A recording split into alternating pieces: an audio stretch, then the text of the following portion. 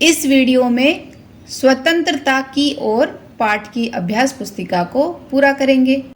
नमस्कार सभी को, हिंदी कला केंद्र में आपका स्वागत है। अगर आप इस चैनल पर नए हैं तो पहले इसको सब्सक्राइब करें व बेल आइकन को दबाना ना भूलें ताकि नए वीडियो का नोटिफिकेशन सबसे पहले आपको मिले। बच्चों, इस पाठ को अच्छी तरह से समझने के लिए पाठ का अर्थ व इसके अभ्यास प्रश्नों को आप मेरे इन दोनों वीडियो में देख सकते हो, जिनका लिंक नीचे दिया हुआ है। अब इस पाठ की अभ्यास पुस्तिका को पूरा करेंगे। शब्दार्थ पढ़िए और याद कीजिए। जैसे उतावला का अर्थ है जल्दबाज, बेसब्र। हिम्मत का अर्थ है साहस। अन्याय का अर्थ है अत्याचार या नाइंसाफी। निश्चय का अर्थ है पक्का इरादा। हठ का अर्थ है जिद। खिलाफ का अर्थ है विरुद्ध या उल्टा। विरोध का अर्थ है रुकावट या अड़चन। जैसे गांधी जी ने स्वतंत्रता के लिए ब्रिटिश सरकार का विरोध किया। किसने किससे कहा? अम्मा, क्या गांधी जी कहीं जा रहे हैं? ये बात किसने कही थी? धनी ने। और किससे? अपनी माँ से। तुम्हारे सभी सवालों के जवाब दूंगा, पर पहले इस बकरी को बांधो। तो ये बात कही थी बूढ़ा बिंदा ने। और किससे कही थी? धनी से। तो बच्चों, आपके लिए एक सवाल है यहीं पर। आपको ये बताना है कि बकरी का नाम क्या था। ये बात आप मुझे कमेंट बॉक्स में लिखकर बताना। बेकार की बात मत करो धनी, आश्रम के नौजवान ही जा रहे हैं। ये बात धनी के पिता ने कही थी। और किससे? धनी से। ठीक है, मैं उन्हीं से बात करूँगा। ये बात धनी ने कही। और किससे? धनी के पिता से। बिन्नी और मैं आपका इंतज़ार करेंगे। ये बात धनी ने कही थी। और किससे? गांधी जी से। उचित शब्द लिखकर खाली स्थान भरिए। गांधी जी की तरह वे भी भारत की, क्या आएगा यहाँ पर, स्वतंत्रता के लिए लड़ रहे थे। आश्रम में सबको कोई न कोई काम करना होता था। धनी सब्जी की क्यारियों की तरफ निकल गया। वे गौशाला में गायों को देख रहे थे। वह एक पेड़ के नीचे बैठकर चरखा काट रहे थे। प्रश्नों के उत्तर लिखिए। धनी कौन था? वह आश्रम में क्या काम करता था? तो धनी एक 9 वर्ष का लड़का था जो अपने माता पिता के साथ साबरमती आश्रम में रहता था। और वह क्या काम करता था? उसका काम था बिन्नी यानी बकरी की देखभाल करना। आश्रम में रहने वाले लोग क्या क्या काम करते थे? आश्रम में रहने वाले लोग खाना पकाना, बर्तन धोना, कपड़े धोना, कुएं से पानी लाना, गाय और बकरियों का दूध दुहना और सब्जी उगाना जैसे काम करते थे। गांधी जी ब्रिटिश सरकार के खिलाफ क्या करते थे? तो गांधी जी ब्रिटिश सरकार के खिलाफ सत्याग्रह के जुलूस निकालते थे। गांधी जी जुलूस क्यों निकालते थे? गांधी जी अंग्रेज़ों के खिलाफ लड़ने और देश को आज़ाद करवाने के लिए जुलूस निकालते थे। उनके खिलाफ विरोध जताते थे। अभी बच्चों, आपके लिए एक सवाल है, गांधी जी ने दांडी यात्रा पैदल क्यों की? इसका जवाब आप मुझे कमेंट बॉक्स में लिखकर बताना। इसके लिए आपको मेरा वीडियो जिसमें पाठ का अर्थ समझाया गया है उसको अच्छी तरह पढ़ना होगा। चित्र देखकर शब्द बनाइए और लिखिए। जैसे रसोई के साथ जुड़कर घर बना रसोई घर। ऐसे ही यहाँ ये क्या है? पुस्तक। तो इसमें जब आलय लगेगा तो बन जाएगा पुस्तकालय। ये क्या है? गाय, जिसे हम गौ माता भी कहते हैं। तो गो प्लस शाला मिलकर बना गौशाला। ये है फल प्लस वाला तो फल वाला। पढ़िए, समझिए और लिखिए। सत्य प्लस आग्रह, तो ये एक शब्द बनेगा सत्याग्रह। यहाँ पर सत्याग्रह का संधि विच्छेद करके 2 टुकड़ों में लिखा है। अब हम इस संधि विच्छेद को जोड़कर एक नया शब्द बनाएंगे। भारत प्लस वासी मिलकर बनेंगे भारतवासी। सत्य प्लस वादी सत्यवादी। ग्राम प्लस वासी ग्रामवासी। नीचे लिखे शब्दों को पढ़िए और लिखिए।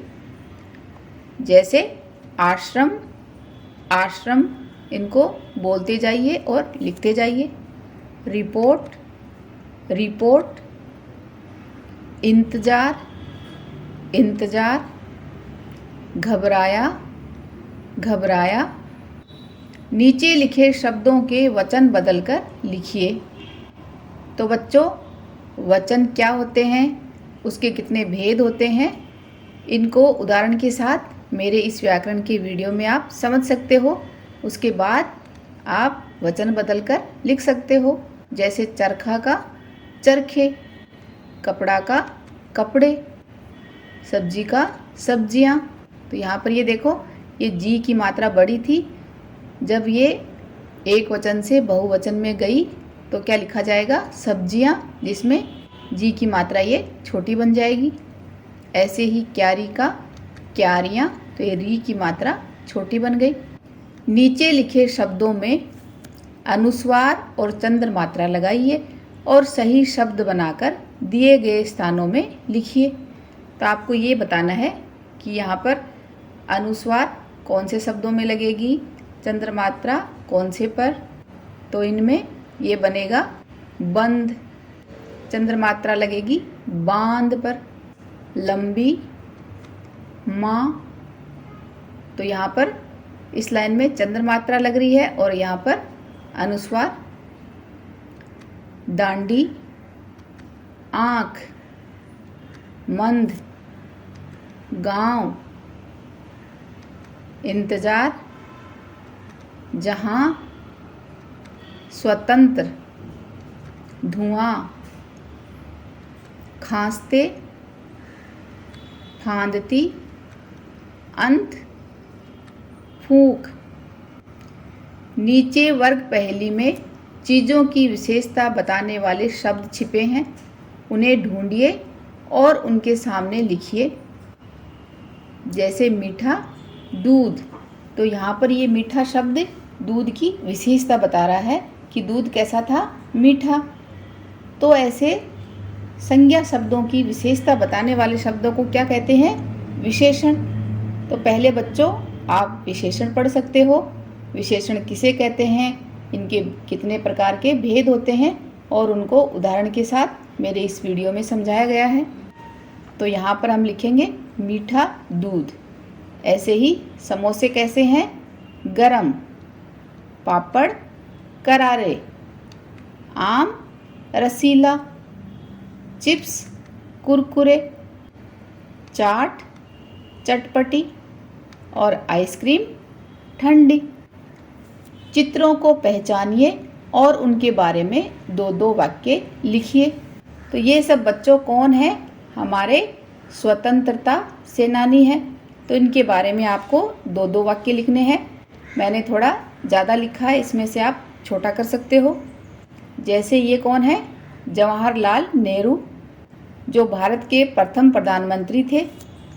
उनका जन्म ब्रिटिश भारत के इलाहाबाद में हुआ। उनका जन्म 14 नवंबर 1889 को एक संपन्न कश्मीरी ब्राह्मण परिवार में हुआ था। जवाहरलाल नेहरू को नेहरू चाचा के नाम से भी जानते हैं और इनके जन्मदिन पर ही हम चिल्ड्रंस डे मनाते हैं। सुभाष चंद्र बोस।